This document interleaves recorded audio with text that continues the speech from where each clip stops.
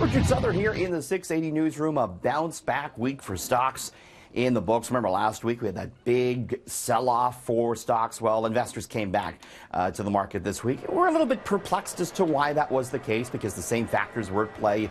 U.S. interest rates rising, U.S. inflation going up. But nonetheless, the Dow recouping about 60% of what was lost last week. TSX hitting about a two-week high. Did see a sell-off on Friday for some of the medical marijuana stocks on news that the legalization date is going to be kicked down the road, not July 1st anymore.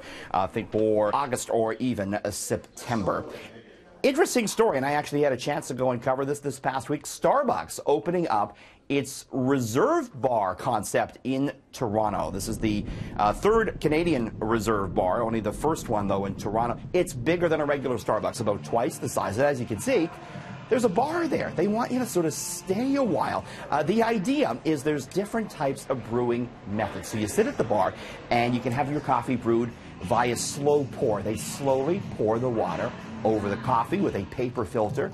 Really enhances the taste. You can have it done with a clover machine. This is a high-tech device that uses vacuuming to pull the best flavors out of the coffee. They even have cold coffee on tap. Looks like a Guinness coming out, but it's not.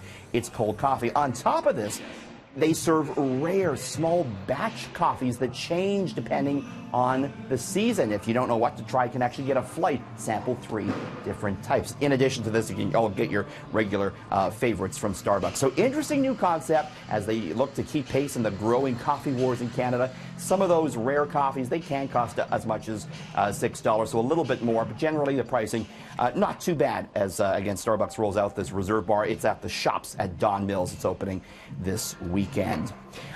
Interesting story here from Stats Canada. They need to know how many people are smoking marijuana in Canada. They want to know because what the black market looks like versus legalized market when it becomes legal later this year. How do they do this? They're going to test your toilet water. Stats Canada put out a call for a company to test wastewater in about 15 cities across Canada, doing so once a month, looking for cannabis metabolites as well as other drugs. And this analysis has been done in Europe before. It's actually very accurate. They can pinpoint exactly how many drugs are in the water. For instance, a study out of Gaval, Switzerland, found that people there snorted exactly 230 doses of cocaine on Christmas Day. So Stats Canada going to be testing our toilet wastewater. Apple has a problem with its new headquarters in Cupertino, California. Boy, this is a futuristic headquarters. They call it the spaceship. You can see why. Here's the problem. The futuristic glass design causing some painful issues. Staff have been walking into the glass panels, which make up the doors and the walls. The injuries said not to be serious, although they actually had to call the ambulances for some people. And according to reports, Apple may be in violation of some workplace safety laws. They may have to change that. Another creepy robot from Boston Dynamics got showed off this past week. This is the robot company. Look at these. There's two little guys here. Canine-inspired robots called the Spot Minis. They got 4 legs, a trunk, and a reaching claw for opening a door. Yeah, and Chivalry's not dead. He holds it open for his friend there. Despite garnering millions of views on YouTube, this company has struggled to produce marketable products, so that's a good thing.